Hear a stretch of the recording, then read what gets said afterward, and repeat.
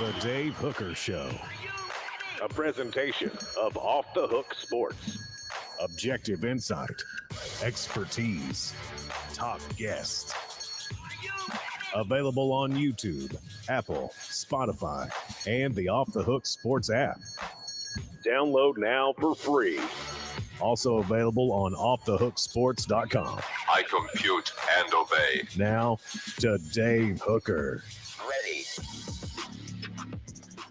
Boy, we are loaded up on the program today. In some ways, it's like a sports talk, reunion show. John Wilkerson is going to join us. This is complete coincidence. I wanted John Wilkerson to talk about the baseball Vols headed to Hattiesburg, and then Jimmy Hyams will look back on SEC spring meetings later in the show. So, and I produced their show from 2000 to 2005. What's going on, John Wilkerson? And I'm seated at the desk you used to occupy in our office. So how about that? Did they move you over? Is that what happened?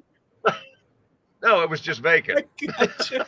Well, I always like that desk because you could see who's going in and out. You had kind of the secluded office, and sometimes I wondered, John, do you know who's in the office and might be eavesdropping on us? But you always handled it well. Yeah, so anyhow, it's great to join you, and I hope you guys are having a great day so far. Yes, we are. Go ahead and hit that like and subscribe button so we can bring more people into the program. John, of course, is the voice of the Diamond Vols and one of the best play-by-play guys in the biz, hands down. But John, I would like for you to take part, if you can, in a little thing that we call What the H. So let's get to that right now. What was he thinking? Release the hounds. The Dave Hooker Show. Keep cool. A presentation of offthehooksports.com. So, John, you know more about college baseball. You've forgotten more about college baseball than I will ever know. Why in the world, though, is this super in Hattiesburg instead of Knoxville? I had jumped to the conclusion that I thought it would just be in Knoxville if they advanced past Clemson. Why is it in Hattiesburg? Well, one, that's a really good question because I'm like you. I thought as Tennessee won its way and swept the field at Clemson, hosted by the number 4 national seed, Volunteers were in great standing to host for a third straight year in the super regional round. Now, both Southern Miss and Tennessee hosted last year. Both failed to advance to the College World Series. But I do think that there were a couple of things at play. You could point to the fact that Southern Miss had a stronger regular season as they swept both of their conference championships, regular season and their tournament. They happen to have a coach who's retiring, which is a big storyline. And then it's at least coincidental that on the selection committee that you've got an AD from another school whose son plays for Southern Miss. He is a reserve player. You have another AD now at San Diego who was the AD in Hattiesburg. His son used to play for the baseball team. He since transferred to South Carolina. And then you have former longtime Magnolia State employee. You've got John Cohen, who is the chair of the committee, who formerly was the head coach at Mississippi State, then the athletics director at Mississippi State, and now the athletics director at Auburn. So that's all at least coincidence. But Southern Miss had more wins in the regular season, and also last year, as both teams hosted super regionals, they did draw about 1,000 more fans per game than what Tennessee had. So there are some nuts and bolts you could point to and say that's the reason that Hattiesburg is the host. But Tennessee had the better RPI. Tennessee had the better strength of schedule. And Tennessee was more impressive in sweeping the field at Clemson as opposed to Southern Miss. Congratulations to them. Survived the losers bracket at Auburn. But I thought Tennessee, in the end, had at least as many boxes, if not more, checked than Southern Miss did. So I'm like you. I thought they'd be in Knoxville. So aside from the shenanigans, which you pointed out, and the connections and all that sort of thing, is Lindsey Nelson viewed as a positive or negative when they make these selections? Because the atmosphere I saw last year was insanely awesome. Yeah, and that's a fair question. I do think that if it were more up to date, it would certainly help Tennessee in situations like this. And I know that they're trying to be as rapid as possible when it comes to getting things updated. It's just that there's been the process of waiting for all the I's to get dotted and T's to get crossed when it comes to finally putting, as Danny White says, shovels into dirt. So it's going to be done in phases. It's not like you can just tear it down to its bones and then build it back out in one off season. But I do think that if it were more of an up-to-date facility, that it would fare better when it came down to a situation like this. That could have been a deciding factor. Already a compliment. Smoky Mountain Red says the best voice in Tennessee sports. So I'm going to go ahead and leave that up there. It makes John uncomfortable to get compliments, but it's true. Caleb Calhoun, good morning. I'm sorry we got off and rolling. I forgot to say hello. Do you have something for Mr. Wilkerson there? It's okay. I'm taking that very personal, Dave. As you should, Caleb. Thank you, John. Yeah, John, we were talking a little bit yesterday about the politicking of this because I'm weighing two things, and I want to know which one you would think would outweigh if there is any politicking to the committee from, I guess, a moral sense.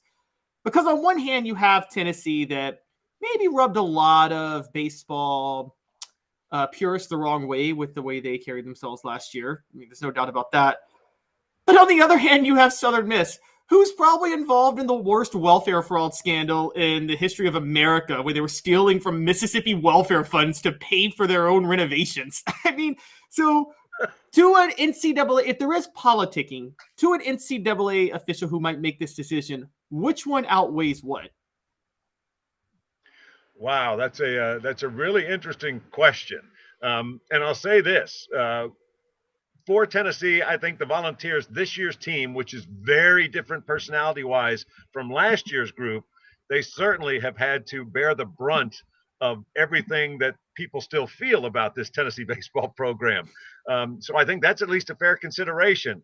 And it is also interesting to enter that part of have that enter the conversation in terms of what Brett Favre is alleged to have done in getting some funds that he had hoped to be earmarked for a volleyball facility, since that's where the sport his daughter was playing. So I do think that in terms of the one-to-one conversation, it's probably more of a check mark against Tennessee, since it is within the same realm of the sport that's being decided as to the host site, as opposed to the scandalous things that have taken part in the fact that they did indeed allocate welfare funds for things that were not even close to being going to the people that needed them most. John, I've been to Vanderbilt Stadium, so I'm well aware of the shortcomings that stadiums can have. I look at Vanderbilt, and I still remember getting in the elevator for the press conference. You had to duck down because there was a beam just randomly above your head. So it's not necessarily number of seats that Lindsey Nelson has, but the infrastructure as far as a broadcast entity wants to come in like you, but an ESPN or whoever, and wants to make these things happen. Are there things that I'm not aware of other than just number of seats that work against Lindsey Nelson that are being currently addressed? Well, I mean, and I do think that, one, Tennessee has shown and has handled hosting regionals the last 2 years very well, because they just let you know the lay of the land, that you've got two booths that you're going to alternate in terms of who's the home team, who's the road team. You try and get those paired up as best you can. And I think the staff has done a fantastic job. I don't think there was a single issue that Tennessee had that would be any kind of an embarrassment over the last 2 years when it hosted and advanced from its own regional to then hosting super regionals against LSU and Notre Dame. But I just think when it comes down to the total number of spots available, that's probably something that works against it. And the fact that there would be overflow media because the press box has not been really attended to since it opened back in 1993. They have done some slight reconfiguration in the press box to where you have a bigger area, but you also have a couple of spots that are indeed for overflow media that are right there on the concourse down inside the ballpark. So I just think that Tennessee right now could be well served by a severe update in terms of the number of media that could assemble in a press box, as well as those that you could have spots for. But still, again, I don't think Tennessee has to apologize for anything in how it's handled the last two regionals it hosted. But I also think in a situation like this, that you could look at a more up-to-date facility like the Golden Eagles play in, as to perhaps a pretty significant check in their favor. just getting ready for this weekend that Tennessee's about to experience. So those issues, real quick, Caleb, and sorry to jump in. How quickly will those be addressed? I mean, I know they're in the process of renovating. I mean, at what point do we say that infrastructure or the amount of space in the press box, none of that is an issue for Tennessee any longer? How close are we to that? Well, again, I don't think it is the biggest stumbling block. Again, it might just be part of the equation. But again, I just think that when it came down to 1-1, Tennessee and Southern Miss, Southern Miss, again, both hosted last year, and theirs is a larger facility. And there could also be, I think it would be probably much closer to SEC fatigue than it would be anything that Tennessee doesn't have at its disposal right now or hasn't updated. Because you had a record 8 schools host regionals from the Southeastern Conference. No conference had ever gotten that many host spots before.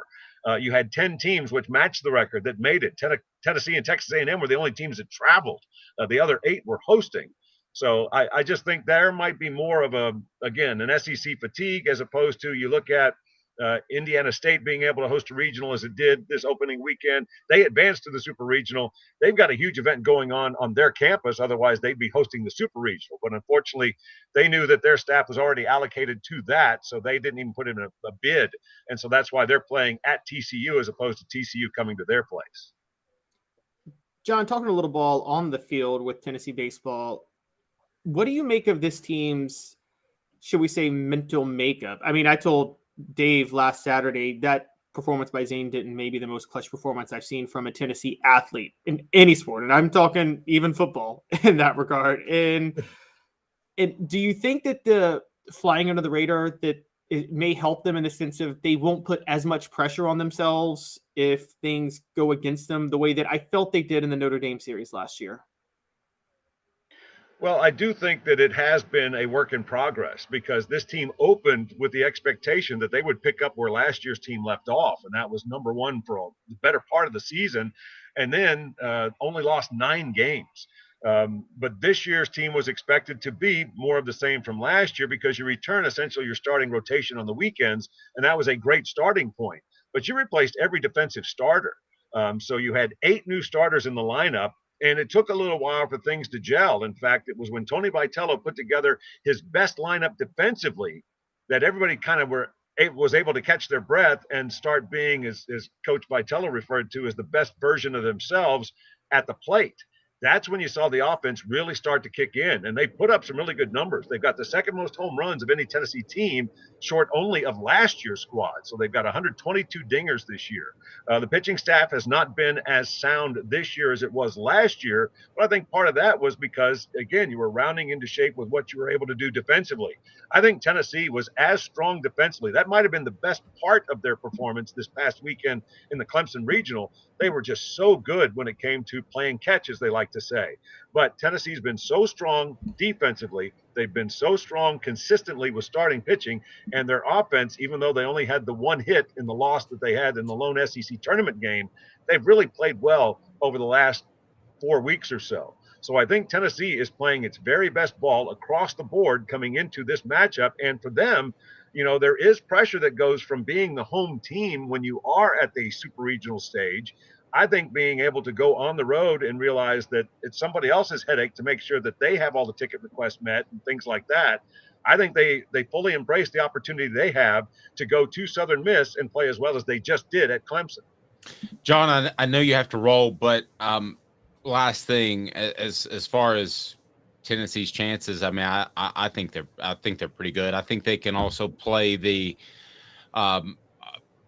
overlooked card, have to go on the road, that sort of thing. And then I think the other thing is they don't have the distraction of last year, that they were a team that was kind of on the edge, which I enjoyed. I liked. I mean, you know me well enough. What do you think of Tennessee's mindset headed into this Super? I think it's very solid because they've been able to, I mean, the last box they needed to check was success away from home. They won their last series at South Carolina, took 2 out of 3 from the Gamecocks. They then, of course, had the one game that they didn't win and didn't necessarily play that well against Texas A&M in the SEC tournament. But then they put together 2 really good wins against Charlotte, which won Conference USA's tournament, and then just an instant classic in the 14-inning affair with Clemson. That was toe-to-toe. That was just a fantastic game. And you had the late heroics by Zane Denton to give Tennessee the lead top of the 9th. I mean, each side was a strike away from winning in the 9th inning. Clemson in top of the 9th, Tennessee bottom of the 9th, and then we got 5 more extra innings. So I just think for them to be able to go toe-to-toe with a program that had won 17 straight going into that matchup against the Tigers, I just thought Tennessee did everything it needed to. And I think this is a team that has the right mindset. They've been so good that after being 5-10 at the midpoint of the SEC schedule, they're now a team that just says, what do we have to do? What do we have to deal with today? Win today and then plan on tomorrow when that time comes. So I think this is a team that has its own identity. It's not near or similar to what the feel for the team, the vibe from the team was last year, and that's not a bad thing for 2022. I just think this group has its own feel, its own identity, and right now they're playing awfully confident. Love it, John. And for those that don't know, where does that door behind you go? To ads. It goes into the newsroom. Right, but it's permanently locked, so you can't get through it. If there's a fire in the front of the sports office, you ain't getting out. That's right. It's going to be tough. That's why we always have bottles of water in here, right. Just in case. John Wilkerson, voice of the Diamond Vols. Have a great call, and hopefully we can do this again when you're in Omaha. Yeah, Saturday, Sunday, and Monday if necessary. 3 o'clock Eastern time is the scheduled first pitch for the first game for Tennessee at Southern Miss. Vol Network coverage starts at 2:45. But Dave, Caleb, certainly appreciate it. Hope you guys have a great rest of the week. Thanks, buddy. You too. Have a great one, John. Thank you. John. I remember I tried to open that door one time to figure out where it went, and it's like perma-locked. You cannot open it. John's appearance brought to you in part by City Heating and Air Conditioning, cityheatandair.com. Integrity matters. Over 50 years in East Tennessee. That's City Heating and Air Conditioning, cityheatandair.com. Might not need a whole new unit, might just need a part, might need some coolant. That's City Heating and Air Conditioning, cityheatandair.com. Change gears a bit, talking football as we do that right now. And Caleb, newcomers, the topic of conversation, as some were recently highlighted by a guy that I've always liked his work, Craig Hobart, who is a scout at, now is he on 3 or is he, we work together at ESPN? Where is he now, Caleb? I think this article is on ESPN, so I believe he's still on ESPN. Okay, so he's still at ESPN. Good for Craig. And he's kind of compadres with Tom Luganbill there. But he showcased several Tennessee incoming players that he thought would have a big impact for the Vols. Let's take a look at some of those. The tenor of Craig's column was, I thought, pretty heavy on the transfer side, and it should be. That's where we are in this day and age of college football, and that's also where Tennessee is taking advantage of the transfer portal, which they should continue to do.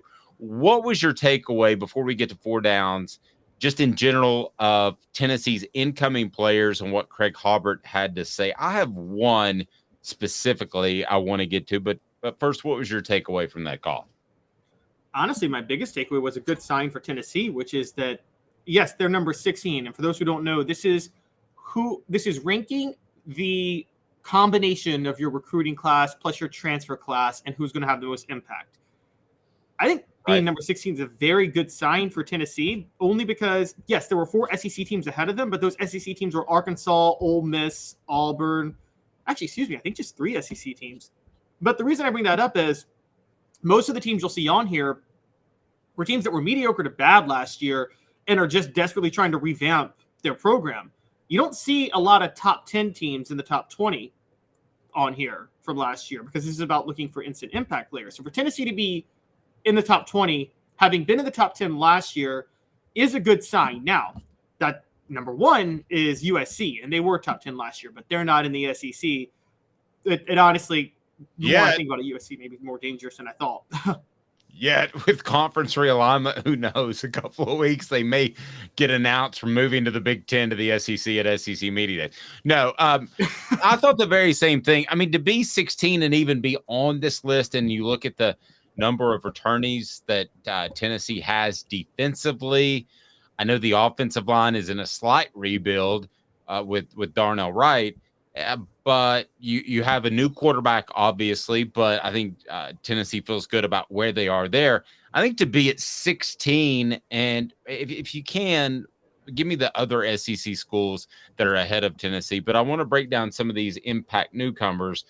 As to be at 16 is a very positive sign because there aren't a lot of places for guys to come in and play. You would say linebacker, offensive line. There's always room for a defensive lineman or two, such as defensive tackle Omar Norman Lott. I mean, there's always going to be room for guys like that.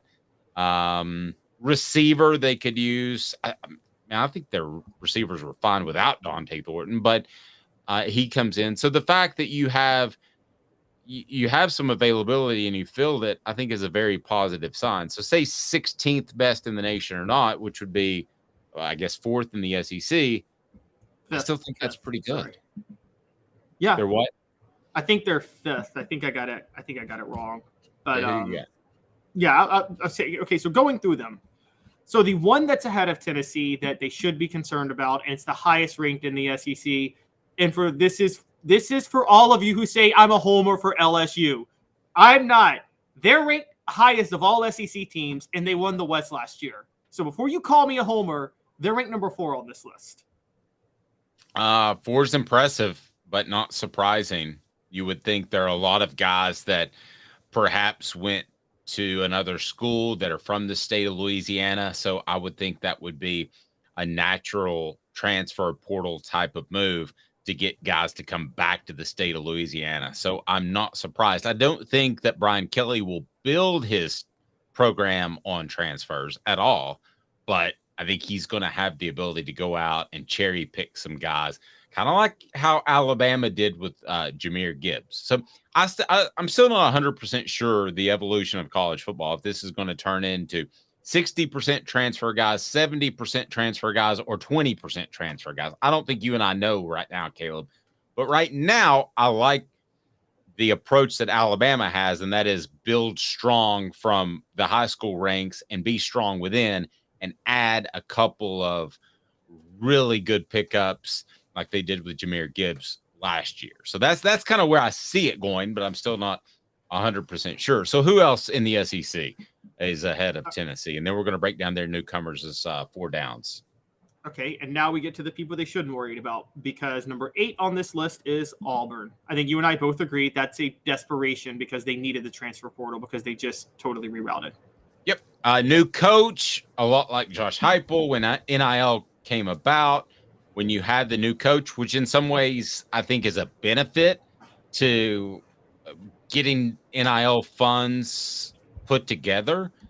You have a new coach at Auburn and Hugh Freeze, and the boosters there are going to spend money. So not surprised to see them at all, and they need help. Desperation might be a little strong, Caleb, but they do need help. All right, who else? Another one. Now, this isn't new coach or rebuilding, but this is a guy that, as we've talked about, is doing the opposite of what you say should be done, which is building his program solely on the transfer portal. So Lane Kiffin at Ole Miss at number 11. This is the way Lane's going to roll. I mean, I'm just sorry. It's set in stone. He doesn't feel like that he can pay players on a 2-3 year basis with NIL money. He doesn't think that money's there.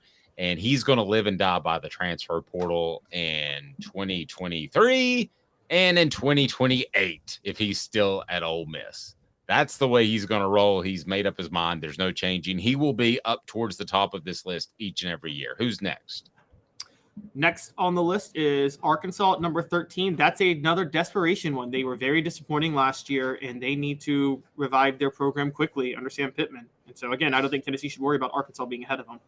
And I love Sam Pittman. And I really respect Arkansas's program. People hear me rip on Missouri all the time, but I thought Arkansas was a great fit back in 1992 when they added them to the conference. I love a lot about that program and Sam Pittman, but my goodness gracious, do they have any chance of competing with Oklahoma and Texas in the conference when Arkansas was known for recruiting those areas and saying, hey, you get to play in the SEC. Well, hey, now you get to stay home and play in the SEC. I don't know where Arkansas ends up in the next 5 years, but I do like Sam Pittman. and they massively downgraded an offensive coordinator when they brought in Dan Enos. He's no Kendall Briles. I think I'm with you. I like Sam Pittman. You know, for those who don't know, he coached at Tennessee in 2012 with Derek Dooley and Jim Chaney in that record-setting offense, funny enough. But Yep. I'm with you. I don't see where they can go from here. Although they had more success when they played in the Southwest Conference for years. They won some Southwest Conference titles back in the day, but yeah, just long term. Let me ask the message board here this, because I know we have a ton of Tennessee fans. We got a lot of South Carolina fans. We get a lot of LSU fans because Caleb loves them. And from all over the place. Well, I love him because Derek Dooley coached there, guys. That's where he. That's true. I understand. But do you have a secondary team that you root for? So if you're primarily Tennessee, South Carolina, or whoever, I'm curious on the message board, because I root for Arkansas a little bit because of Pittman and because of I think his inclination to run the ball first, which we don't see nowadays in any level of football. High school, college, and pro. I like that. I'm an old school 92 Cowboys lining up I formation. Let's go. I know that's dated, but I kind of root for Sam Pittman in Arkansas, given everything equal. To be fair, that 92 Cowboys team could run that offense today and they'd win a Super Bowl. They were just that loaded. Yeah, I love you, Caleb. You just made my day. All right. There is one team. There's one last team ahead of Tennessee, and it doesn't really. It's another one that doesn't. I don't think that scares him, and it's Kentucky. Now, Devin Leary to Kentucky is scary because I think he's significantly better than Will Levis. And I wonder too, when you make these lists, you're not supposed to theoretically weigh a quarterback more than other positions, but what do? You weigh a quarterback more than other positions, right? Yeah, exactly. I mean, that's like 3 running backs and a receiver. Exactly. And so one good quarterback that could change the direction of your program from Limpy Levis to a new guy, or would it be Gimpy Levis? That doesn't sound as good without the alliteration. I think you're going to. If you're Tennessee, you're grateful that Florida, Georgia, and South Carolina are all behind you. Those are the teams you want to be behind you in this list. You agree, Dave? Yes, I do. And I'm reading the message board at the same time. Smoky Mountain Red. Good question, but I cannot think of one. Somebody he roots for besides Tennessee. At least that's what I'm drawing from Smoky Mountain Red. Also, Travis says, I do. My secondary team is Alabama to lose to anyone. Rocky Top Tom says, I don't like any other SEC teams, but I absolutely pull for whoever plays against Alabama each and every week. And then Mr. Jones beats my alliteration game. Loser Levis. Little harsh. What should people root do? For Duke in football when David Cutcliffe was there. I root for coaches. If I respect a coach, I like to see the coach do well. And then Agreed. I root for who I pick. Agreed. And I root for people too. Like, I'll be honest with you. You know I'm a Cowboys fan. But if Eric Berry and the Kansas City Chiefs had met the Cowboys in the Super Bowl, I would have, not overtly, but I would have quietly rooted for the Chiefs. I would still have the family put on their Cowboys gear that I do every Sunday. And I do that. But I would have rooted for the Chiefs for Eric Berry because he's the greatest individual that I ever covered. I mean, I wish I could say the same thing, but if the Grizzlies are in the finals last year, I'm rooting for Ja Morant, and I don't care how terrible of a human and how he is. Like over Grant Williams of the Celtics. Yes, and in the NFL, I'm rooting for. I don't care if Will Levis does become the starter. I'm not a fan of. I was a Cortland Finnegan fan. Okay, so I mean, you got to throw character out the window with that one.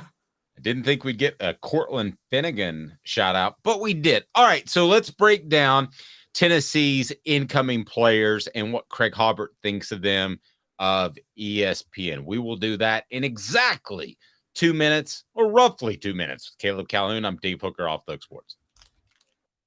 To own the more that owns every job, then get to Vassy Lawn and Garden in Cleveland and get you a Toro. I'm David Vassy, here to talk to you about Toro.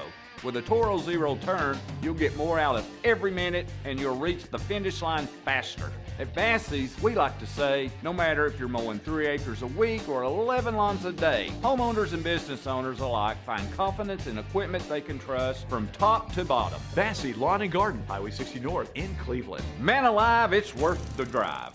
Hi, Mike Davis here with City Heating and Air, reminding you to always dare to compare.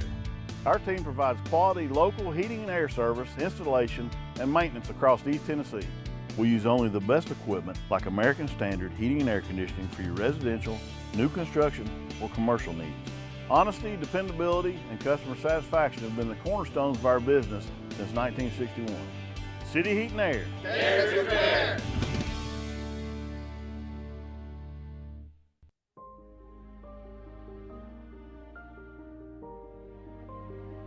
Our family has been creating one-of-a-kind pieces of jewelry in West Knoxville since 1986. Each piece is a combination of unique processes that bring your idea to life. Every day in our shop, a truly special item with a story all its own is being manufactured in our facility, bringing the history and family sentiment into a whole new generation of life. We're grateful that you chose us to be Knoxville's best jeweler, a title that we value and respect. Because to me, being a jeweler and owning a jewelry store are not the same thing. I'm Rick Terry, I'm a jeweler, and we want to be your jeweler. Kingston Pike and Campbell Station Road in the heart of Farragut, and downtown on Gay Street right next to the Tennessee Theater. With all that sun, sand, and salt water, the beach is a very relaxing place. Unless you wear contacts. Ow! Open your eyes to the best the beach has to offer with LASIK vision correction from Campbell Cunningham Laser Center. Ah. You're listening to The Dave Hooker Show, a presentation of OffTheHookSports.com. The internet is full of pictures of each and every one of you. Available on YouTube, Apple, Spotify, and the Off the Hook Sports app. Download now for free. Is there nothing you people can't do? Also available on OffTheHookSports.com. Travis says Dave loves this. I wonder if he's talking about the hate on the message board, because I do love the hate on the message board. Smoky Mountain Red, I'll post. Yeah, I hate all other SEC teams. Rocky Top Tom, though, does say, I would truly like to see Arkansas do something just because they used to be great and our annual game with them used to actually mean something. Thank you for playing along, Rocky Top Tom. Whereas Smoky Mountain Red follows up with, they can all lose every game and bowl games as well. I'm not a root for an SEC team and a bowl game fan. The more they lose, the better it helps in recruiting. Actually, very true. But I do. I'm so, like, the whole, like, SEC, Big Ten, my conference is better. That was cool when it was like 10 teams to a conference.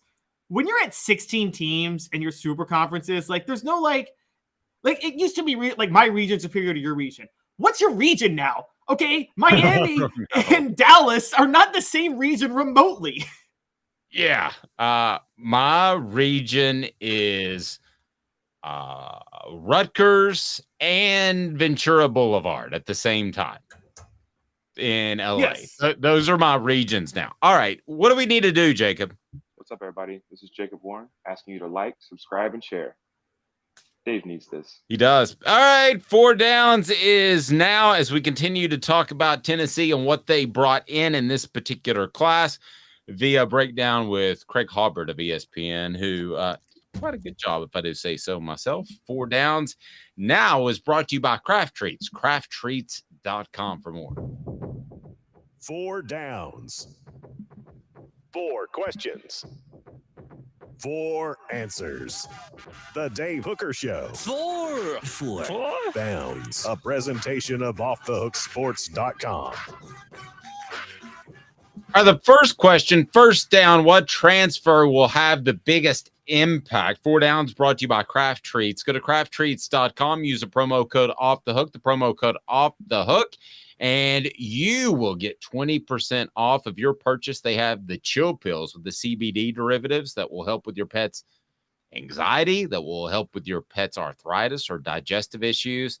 Again, crafttreats.com. Use the promo code Off the Hook. They've got the chill pills with CBD or other fantastic treats, 20% off with the promo code Off the Hook. What transfer will have the biggest impact for Tennessee this upcoming season? So we're talking about names like linebacker Keenan Pili, offensive lineman John Campbell, defensive tackle Omar Norman Lott, wide receiver Dante Thornton, and then linebacker Arian Carter. Those were the players designated by Craig. Aaron Carter's a recruit, not a transfer. Sorry? Aaron Carter was a recruit, not a transfer. Yeah, so top newcomers. Those were the ones designated by Craig Hobart as top impact newcomers. So this is a combination of transfers and freshmen. Continue to hear great stuff out of Arian Carter. I have trouble picking him, though, because I just don't expect anything out of freshmen until I see it on the field in the fall. So let's go with first down. Who will have the biggest impact this fall? You can pick out of this list, which I think is pretty all-encompassing, or you can go a completely different direction. I don't know where. Okay, so are we asking? I know it combines transfers and recruits, but is first down is what transfer will have the biggest impact, or what newcomer period will have the biggest impact? Let me say newcomer. Okay, newcomer. Okay, so I don't think I guess the slip of the tongue is because it really doesn't change anything in my mind. I'm going to pick a transfer each and every year before I'll pick an incoming high school player. Now, they may prove me wrong one day, but that's kind of where I am. All right, so what incomer will have the biggest impact? I think that's pretty obvious. I think it's Keenan Pili. Tennessee needs a Jeremy Banks replacement, and I'm pretty sure Keenan Pili is pretty obvious as the newcomer. That's going to have the biggest impact for them. Okay, I'm going to play devil's advocate, but I agree with you. Okay, so I think that when you look at Keenan Pili, I don't know that he's a playmaker impact player. So does that mean other people could step in and play that position possibly? And that being the case, if John Campbell starts every game this season, he's not going to have stats because offensive linemen don't get stats. So I'll agree with you with Pili, but I'll say a close second would be John Campbell because I think he ends up starting every game at left tackle as long as he's healthy. So what incoming player does Tennessee need to have the biggest impact? I'm going freshman here. They're not named, but they need Jordan Matthews or Ricky Gibson to have the biggest impact. They need a cornerback to step up yesterday. And given how horrible the play was there last year, they need one badly. That's really good. I can't argue with that one. I'm going to say, though, John Campbell, I'm not trying to beat a dead horse here, but they've decided they were going to flip-flop their offensive line like they did with Darnell Wright last year and move the guys who played in the left side to the right side from 2022 to 2023, respectively. So John Campbell, if he can't play, blows that whole idea up. Not only is he bad at his position, but then in preseason camp, you would have to shift guys back to the left side. So I will go John Campbell. Not to beat a dead horse, let's put some more pressure on John Campbell, everyone. Okay, so what freshman, now specifically freshman because I misspoke earlier with newcomer, but what freshman not named Arian Carter will have the biggest impact this fall? See, I'm sticking with, again, it's going to be Jordan Matthews or Ricky Gibson. Yeah, same for you. It's going to be one of them. Yeah, I will go with Matthews in that regard. I'm going to pick one over the other just based off what I heard. I think he's slightly more ready to play, and I think that would also have it would make a huge statement for Tennessee to be able to get a guy out of Louisiana and have success with him off the get. So feel free to give me your thoughts as we dive into fourth down. So in this column, a guy that I've referenced before, and some people have given me a hard time about it because his name's not Joe Milton. So go ahead and give me a hard time. But a guy named Nico. Let's try that again. I'm having one of those days. All right, a guy named Nico is listed as 1A. That struck me. Would you describe Nico as 1A? No, Not a chance. I would have before spring ball, but I think it's very clear Joe Milton's a starter. I wouldn't either. I as much as I like this column, I wouldn't go 1A. I think that he's 2. I think he's a solid 2 because Gaston Moore is a solid 3. But yeah, I don't think there's a competition there. Now, we may come to a point, just like with the first year with Hooker and Milton, that we say there should have been a competition. But I don't get any sense that Tennessee is vacillating on its quarterbacks. Another note, name we didn't mention, Ethan Davis, and that's a pretty good one. Ethan Davis is an incredibly athletic tight end. Could he come in as a freshman and have an impact? Absolutely. I could see him having 20 catches, a couple of significant ones, because he's that athletic. I think he's a bit of a project. I think his best days are going to be ahead of him, like the 2024 season, but that's a good one. I like that one quite a bit. So, but Caleb, ultimately, when we talk about Tennessee's biggest incoming players, it seems like Peely is the one that is the most sure thing. And that was your pick for biggest impact. So, Yeah, I think Keeley seems like the easy one. Peely's the definitely the easiest one. He's a clear cut. He's already a starter. Gabe Giuliani is possible because I think Gabe Giuliani, we talked about he's going to play. We just don't know where yet. But he's going to play somewhere in the secondary, but he's not going to start anywhere. We know Peely's going to start. Nope, I agree. All right, let's get to today's tough question. Today's tough question brought to you by the one, the only Andy Mason, AndyMasonRealEstate.com. Today's tough question is now. Today's tough question. Take a side. Take a stand. The Dave Hooker Show, a presentation of offthehooksports.com. All right, Caleb. Tennessee's greatest win against the 10 winningest coaches in Division One. The 10 winningest coaches they beat. They beat. Tennessee's biggest win against those coaches. Winningest doesn't sound like a word. Never has, never will to me, but it is indeed a word. Caleb, give me a rundown of Tennessee's wins against D1 coaches that are the winningest coaches currently. And it's brought to you by Andy Mason, AndyMasonRealEstate.com. Save you thousands or tens of thousands. AndyMasonRealEstate.com has over 40 years of experience in the real estate biz in his office. Andy's phenomenal. Go to AndyMasonRealEstate.com. I'm about to make a move. And who do I call first? AndyMasonRealEstate.com. Call Andy Mason. He'll take care of you. All right. So the top 10 winningest coaches that Tennessee has beaten. Are these current coaches or all-time coaches? All-time coaches. These are smoky hot takes coming at you. All right, some smoky hot takes. I'm going to say that Tom Osborne is not on this list. Nope, Tom Osborne's not on this list. And guess what? Neither is Bill Snyder. Neither is Bill Snyder. Nice. Even though Tennessee played both of them. So, all right. So what do we got? All right, so we got the first, and this is the only coach on here not at 200 wins yet, number 10, but he's going to get to 200 wins this year. And it would be a guy by the name of Kurt Ferenz at Iowa. Tennessee beat him in the Tax Slayer Bowl, Butch Jones' second year, 45-28.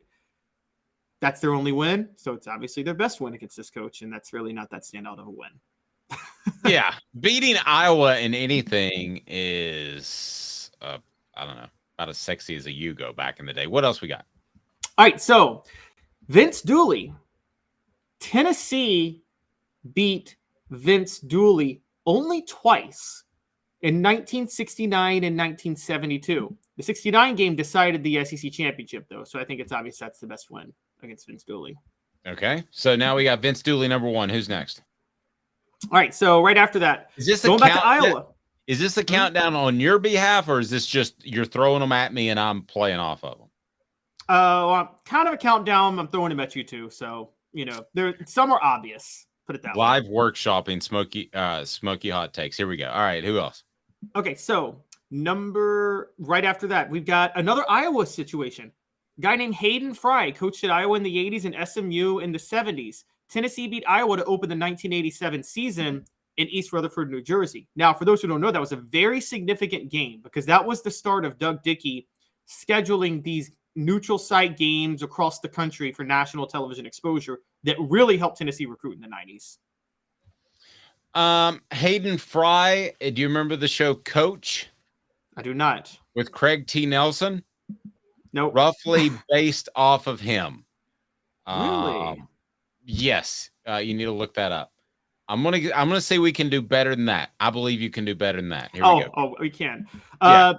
We can do better than this one too, but it's still a good one. 1994 to close out the difficult 94 season. Frank Beamer, Tennessee beat Virginia Tech that year in the Gator Bowl.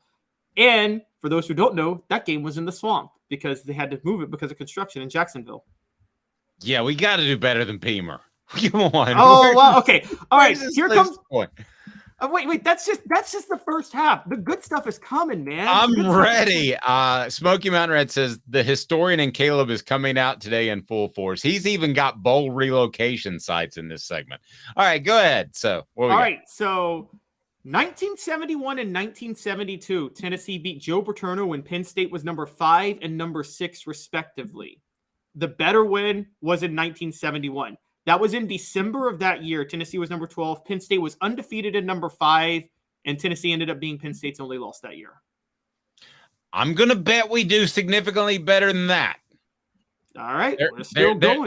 There's a guy named after an animal that resided in Tuscaloosa, and another guy that had a sharp wit like a... Wait, we're getting there. Yeah, like a predatorial... I don't know. Like a crocodile, but not. Another guy whose last name sounds very much like the nickname for Lucifer if you change one letter. We'll get to that one too. And he's also still coaching. Okay, go ahead. Okay, so another legendary coach, man by the name of Lou Holtz. Now, Tennessee won 6 straight against Lou Holtz in 99 to 2004, but as I'm sure Dave knows, that's not Tennessee's most legendary win over Lou Holtz. Not Lou Holtz because he berated me after an interview one time. So They beat Lou Holtz. Yeah. But it was the 1991 Miracle at South Bend. Come on, I'm not there. Okay, well, that's the one. Yeah, that's the one. No, forget 99 to 2004. None of those matter. No. Well, forget the rest of your list. I mean, that's the one. If it's Lou Holtz and it's the Miracle at South Bend, how are you going to top that, Caleb? So wait, you're saying we can do better, we can do better, we can do better. Now you're like, how are you going to top that? Yeah, I'm digging my heels in. Okay, wait. Some of those guys on those teams are watching and I don't dig my heels in, then I'm going to be in trouble with the Mike Stoles of the world. All right, I'll top this. You know, there's this guy by the name of Steve Spurrier. Yes. That Tennessee beat in 1989, 1990, 1992, 1988, 2006, 2007, 2009, 2013, 2014. But I'm going not 1998, but 2001. I would go 2001 too because he hung it up after that. Yes, Tennessee forced him to resign from Florida. And that is a close second to the Holtz Miracle at South Bend. Okay. Okay. Well, I still think I'm about to top the Holtz Miracle, but all right. There's one is not. Oh wait, you got Bobby Bowden. Yeah, I've got Bobby Bowden. 99 Florida State. Well, that's a national championship. That's going to be tough to top. All right.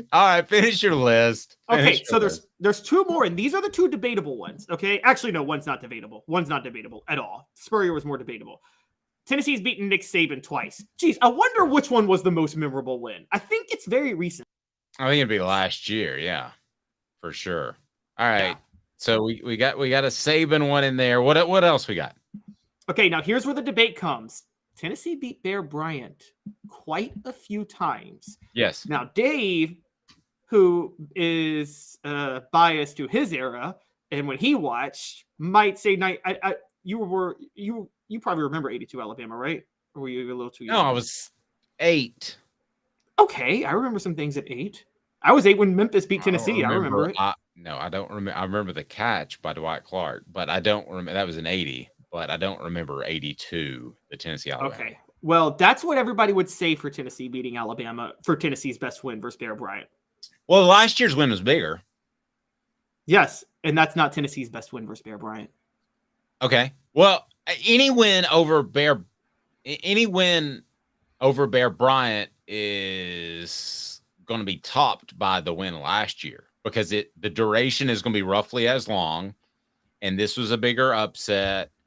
And for a number of reasons, I don't see any of the Bear wins being bigger than last year. No, I don't. I'm not using recency bias. I hope you know that. I'm with you on that. But here's the thing: none of the Bear wins. Tennessee's best win against Bear Bryant was not even when he was at Alabama. It was when he was at Kentucky. 1950. Kentucky still claims a national championship from that year, even though they lost to Tennessee. They went undefeated. They're going to play Tennessee in Knoxville. Tennessee is the better team. Kentucky's the better team, clearly the better team. And the day before the game, the worst blizzard in the history of the Appalachians hits. And Tennessee, knowing Kentucky was the better team, decides to not shovel the field for the game. There's 13 turnovers in the game combined. Tennessee wins 7-0. Tennessee goes on to win the national title. Biggest win by far ever against Bear Bryant. Pretty big. All right, what else we got? Those are the 10. But I got a couple other Bear Bryant ones that matter. The 67 Tennessee-Alabama game decided the SEC championship that year. That was Albert Dorsey had a pick six. So that one was a big one. Here's where I am on this.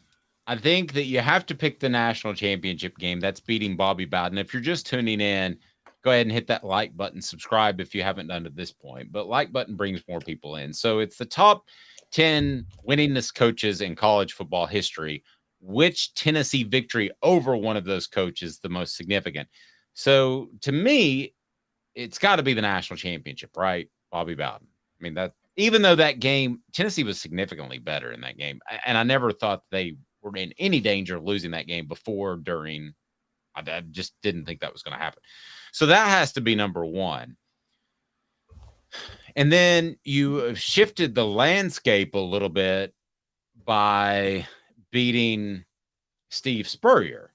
And then you get the big win last year. So I think 2 is very debatable. If you want to go Spurrier 2001, it caused him to hang it up, and you had an opportunity to play for a national championship if you take care of your business in the SEC championship game, which they did not. Caleb, I'm having trouble after the Bobby Bowden one. Who would you have as 2? In the moment, I would probably go 2001 Florida. Because I'm going to be honest, I would put 2001 and 98 Florida over last year's Alabama game. I think both were more significant. I think the game being moved to December because of the terrorist attacks, Tennessee being 18-point underdogs. I mean, that was the watershed moment of the Tennessee-Florida rivalry, was the 2001 game. And so I would go that. I would actually go 98 Florida, number 3. I know we're picking one per coach, and then I would pick 2022 Alabama for number behind them. No, I don't have any sort of argument with that. But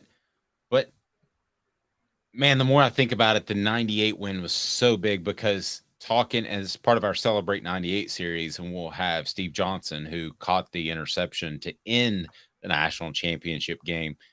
But I look back at that, talking to those guys about that 98 season, and really they thought they had it won when they beat Florida in September. That even the national championship game was a bit of a letdown. So some of those players might actually have it number 1 over the national championship game. As bizarre as I know that sounds. I was 10 years old. I was just getting into following football. My brother was a hardcore Tennessee fan, and I will never forget, like, the day of that game. My brother this is 25 years ago. My brother being like, if Tennessee can just win the night, they should go undefeated the whole year. And then Tennessee beats Florida. And I will never forget, the first thing my brother says right after the game is, they should go undefeated now.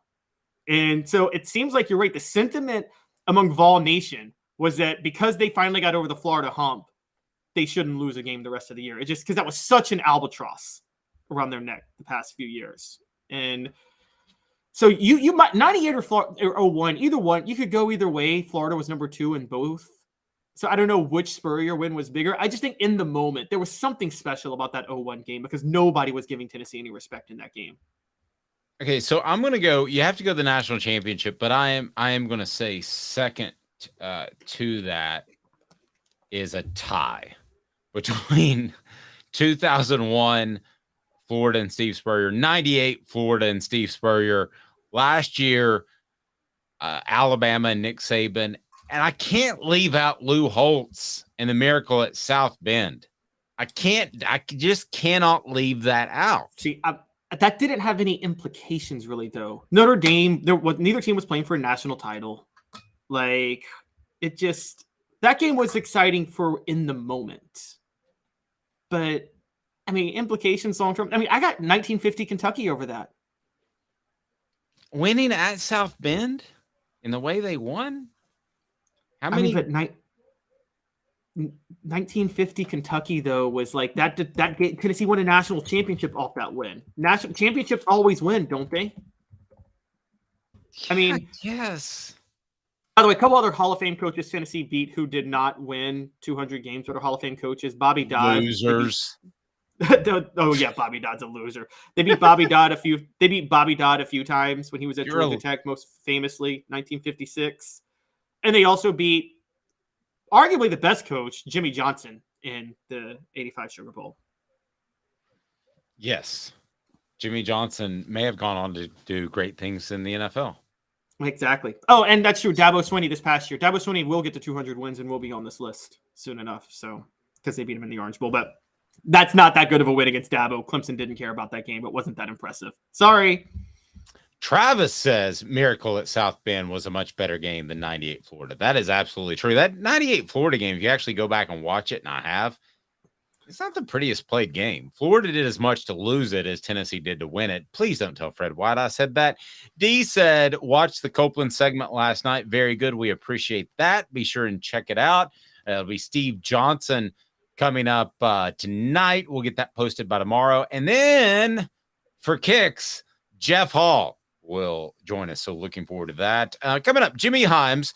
He was at SEC spring meetings just a few days ago. And I don't know why in the world this schedule is not figured out, but we're going to talk to Jimmy about that. Hang tight. 2 minutes. He's Caleb Calhoun. I'm Dave Hooker of Thug Sports.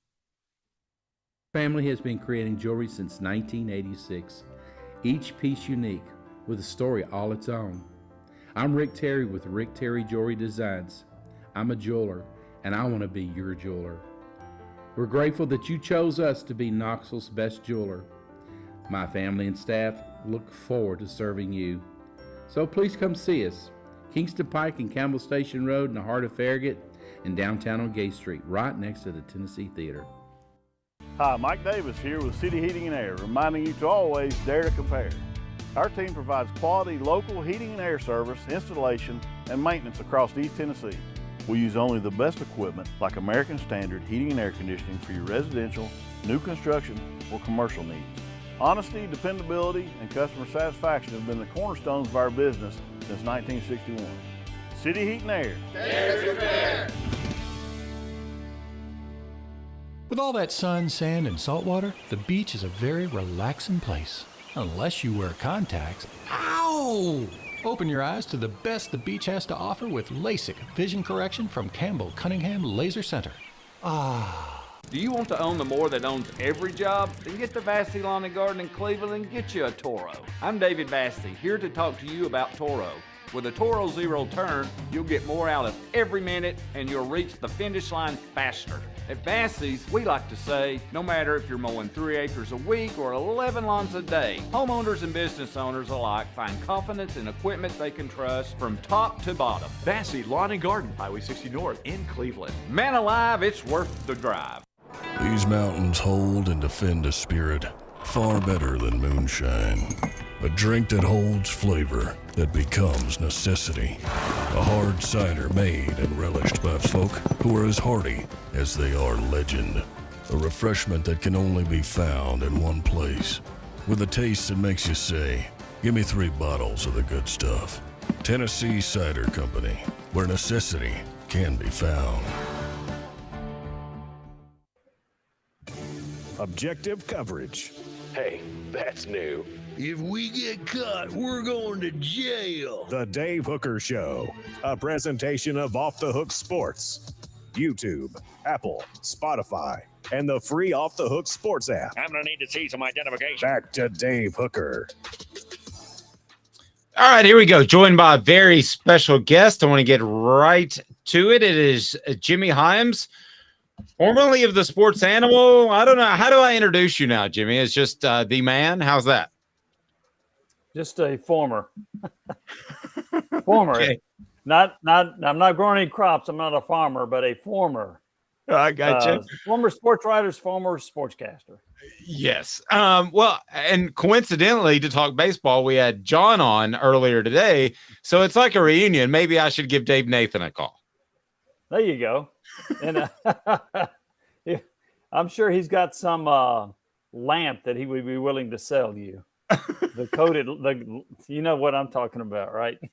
Yes, I do. All right. So I want to get right into this because I just thought the flow of news was so interesting last week at SEC spring meetings. You have Greg Sankey come out and says, we want to get this taken care of, this schedule thing, and we want it to be 9. And you never set those expectations out there. I would have told him that on Monday, but he did. And then they basically got nothing done. So what in the world happened in Destin? Is everybody just boozing it up on the beach? They just had well, no, they don't do that. I'll say that. That's those meetings are they go around the clock. So they just couldn't make an agreement on stuff. They had different opinions. I am convinced that on Monday, Greg Sankey thought he had enough votes to go to a 9-game schedule. But Nick Saban, I strongly believe publicly because I asked him, because he didn't like the 3 permanent opponents that he saw Alabama was going to get. To which Greg Sankey said, we're not playing a 3-game schedule. There's 6 other games you can play. So also you had some folks that wanted more money. If they're going to go to 9 games, they wanted ESPN to pony up and pay a little bit more money. ESPN was not willing to do that yet. Also, there were the playoff implications. If you're a 2-loss SEC team, you're probably going to get into a 12-team playoff, right? But what if you got 3 losses? What happens then? So that was a concern about the SEC beating up on each other. So those are some of the factors. Another factor is there's some schools that want to get to 6 wins. They want to get to a bowl game. And so that was another issue with why they had a split. I think Sankey went in thinking he had the votes. The last vote I heard was 9-5 against going to the 9-game schedule against the 6-3 model. Now they're going to revisit it, and I've heard people say they're going to revisit it next year. No, they're going to revisit it soon. They will have this hammered out, I believe, before the end of this year about what they're going to do. Dave, I think they're going to go to 9, but the thing that really, I'll say that ticked off Sankey was when he heard responses from coaches and athletic directors saying, we don't have enough information to form a decision. And he said, one more piece of paper is going to make a difference.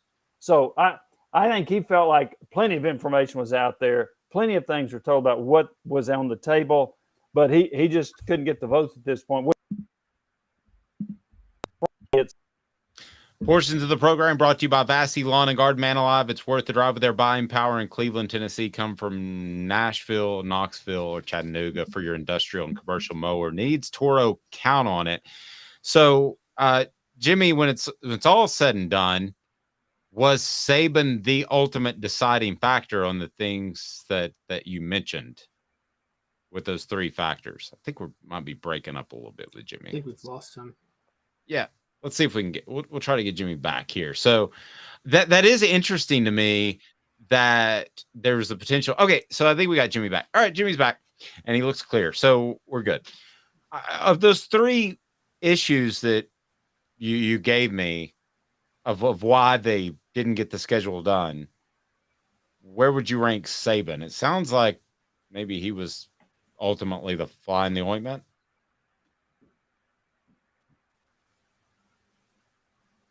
Had an impact now, but when you heard some of the other coaches, I didn't hear as much about I don't like permanent opponents. I heard other I think a strong argument was we want more money from ESPN. The president came out and said that, and the feeling was if ESPN ponied up and paid more money, not exactly what that amount would be, I don't know. But if they ponied up, I think we'd be looking at a 9-game schedule right now. The other question mark about what's the college football playoff going to do if you play versus losses versus 2, the answer. Those two played the Saban night. Yes, Saban backed off, and we did hear the athletic talk about how he felt like, what's going to happen if you have 3 losses scheduling. And he mentioned for Alabama, he said, we got 2 Power 5 teams scheduled for the next 10 years. What are we supposed to do? Are we going to play a 9-game conference schedule and then 2 Power 5? Are we going to have to buy out of these contracts that we have? So some of that came up in the discussion with Greg Byrne. Jimmy, it's funny you brought up the ESPN thing. Dave's probably going to kill me because I'm probably going to accidentally get like our SEC Media Days credentials like revoked in a couple of years. But awesome. I have been very critical of Greg Sankey, and I think there's been a little bit of Emperor has no clothes where we just because SEC leadership's been so good for so long, we just trust everything going on. But isn't it a bad look for Greg Sankey that, one, he did negotiate an ESPN deal that he was very clearly underpaid for? You look at the Big Ten now, they get more than twice as much money than the SEC, even though the SEC has a way better brand for their 16 teams, given the revenue they generate. And then he can't keep his troops together for this 9-game SEC schedule that he thought he had. Mm-hmm. I mean, how bad of a look is this for Greg Sankey? Oh, we lost. Did we lose him again? I think let's work on Jimmy. That up because that was there you go, Jimmy. We got you now. The other day, the feeling was, if Mike's way, remember, been the commissioner, he'd have gotten his way. Slive had a way of convincing you to come on his side of the argument. Idea. He was really good at that.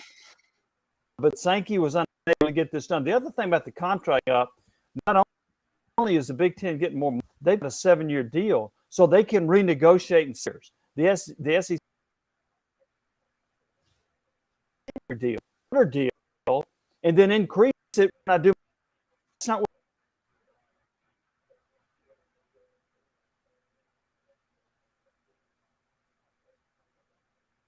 Yep, I think we're losing.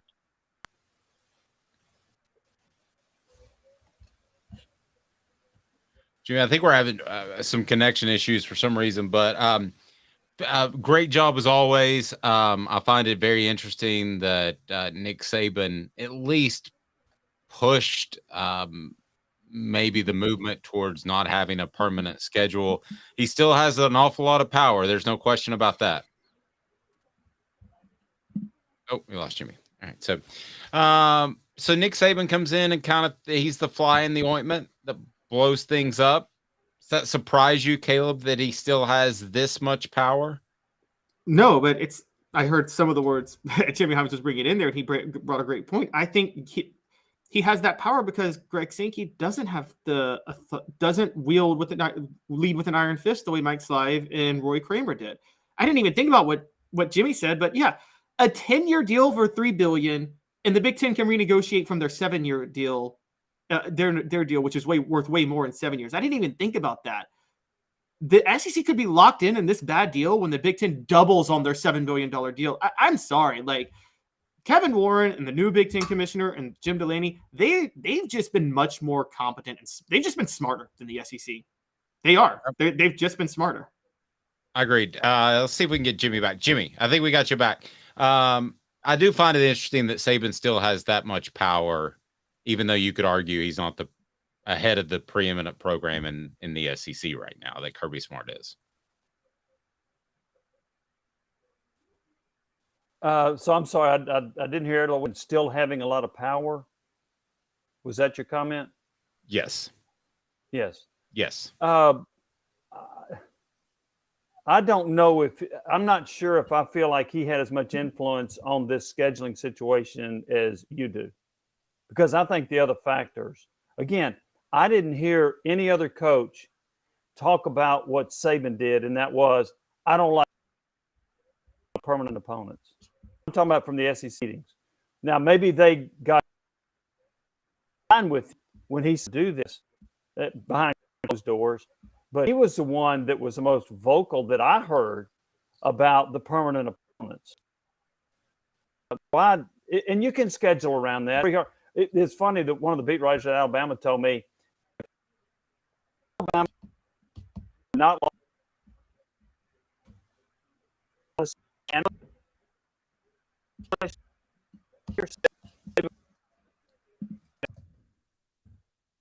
I think we're losing Jimmy again. So, but nevertheless, Nick Saban has that type of power to at least get the ball rolling. I agree with Jimmy, though. There are a lot of other factors in there.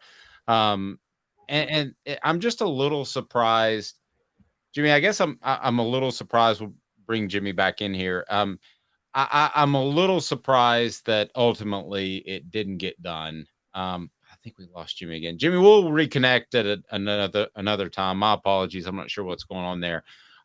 Kirby Smart, though, by the way, saying that finishing second in the SEC is a trap game.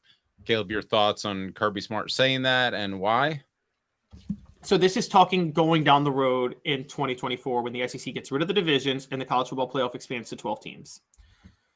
Kirby Smart brings up a great point. He was thinking, oh, if you finish second in the SEC and you lose the SEC title game, then you got to go right back to a first-round playoff game. Well, then you were better off being the third team in the SEC and having had the rest and played in the first-round playoff game. Well, I mean, I think so. I always ask this question when somebody brings up some sort of issue like this, especially when it's Kirby Smart or Nick Saban. So what do you think is the end game by Kirby Smart for even bringing this up? I think Kirby Smart wants something done to address just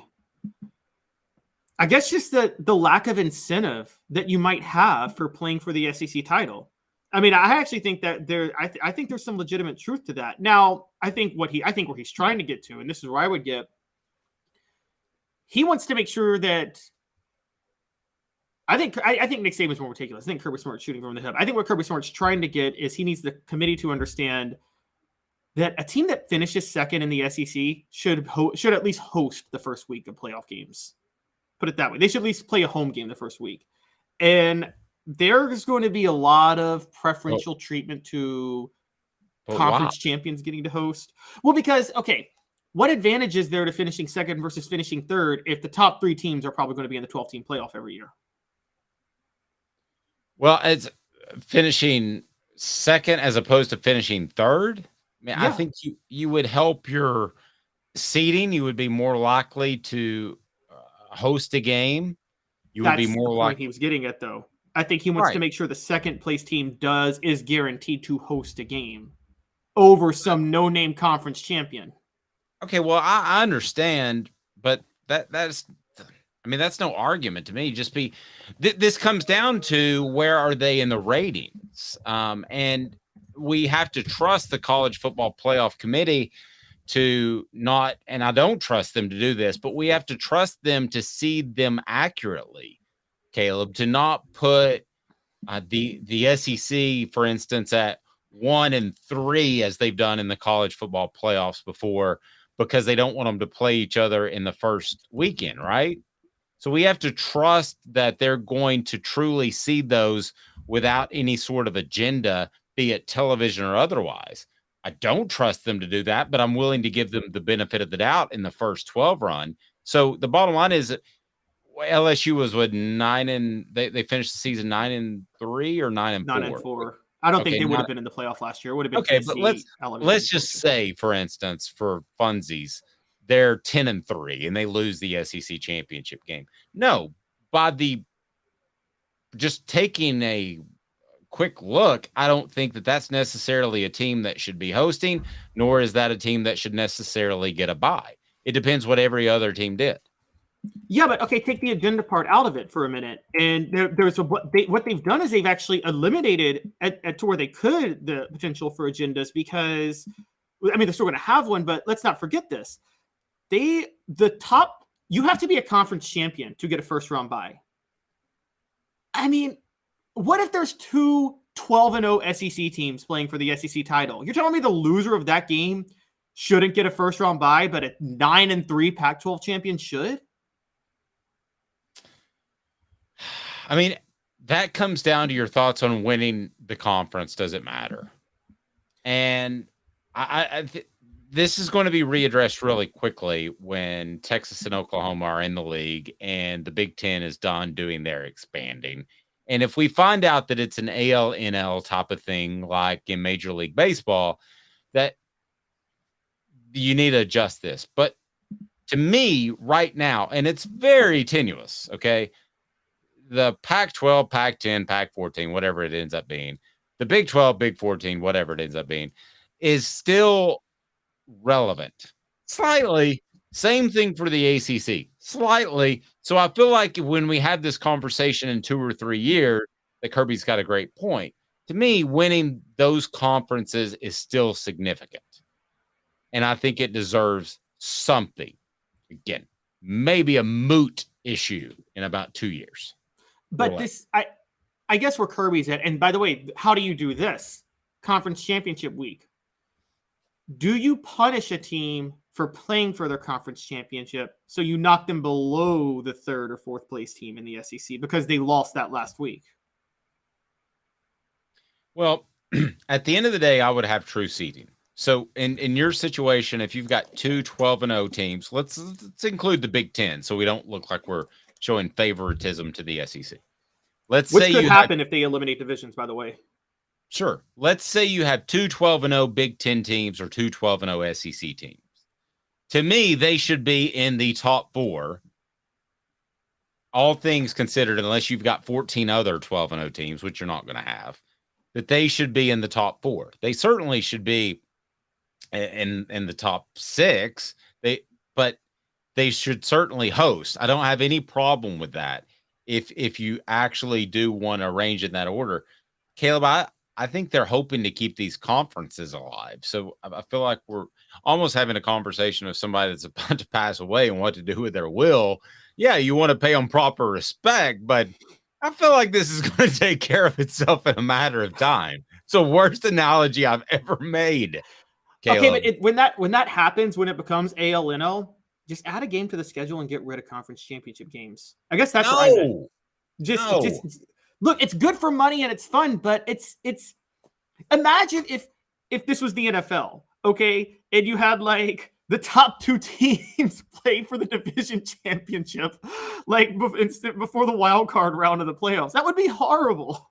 Like it would. So I don't think this is.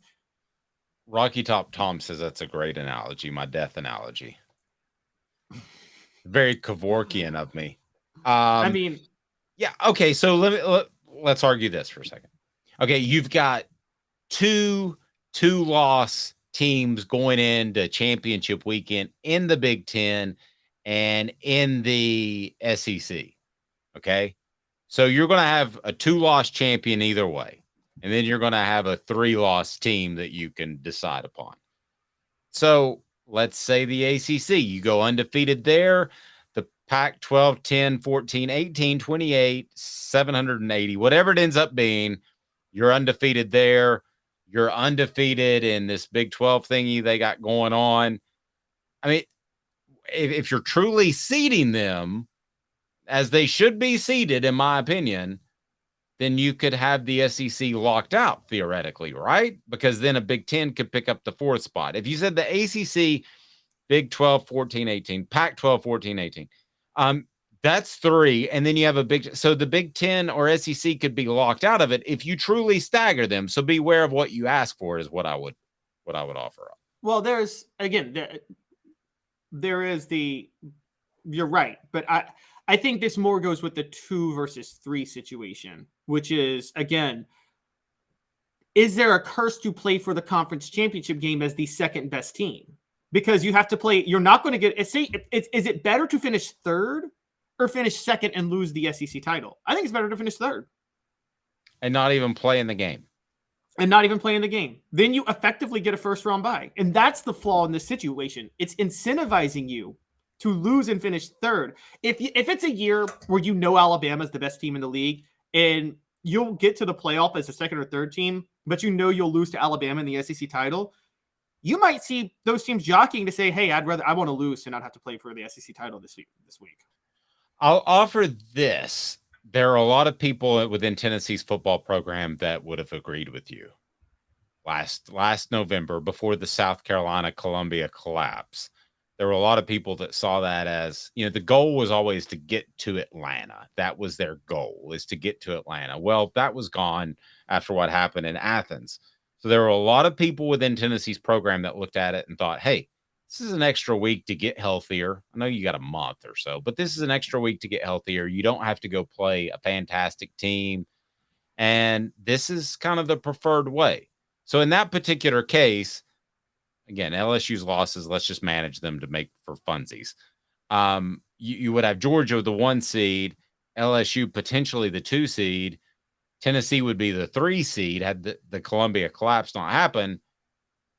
Tennessee's draw is a little bit better there. I mean, I see where you're going, but I still think playing for the SEC title should mean something. Yeah, it means something, but not when you have another playoff game 2 weeks later. I think they want the rest. Yeah, it's even more so when you don't have the month off. So they're going to play earlier. It's a couple of weeks. Yeah. Maybe the 3 seeds being better, but you can't do anything about it. What are you going to throw a game? I mean, we just talked last year how Tennessee basketball should chuck the conference tournament. I think you're going to get to a point where conference championship games, I think you're going to see teams chuck it in football. There's no reason to play that hard when you know you're in the playoff in 2 weeks. Let's continue this. That to me is the threshold that if you cross, I've got problems with everything that's happened in college football lately. NIL, transfer portal, all of it. If you get to the point where you just play your starters for the first drive like they do at the end of the NFL season, I got a problem.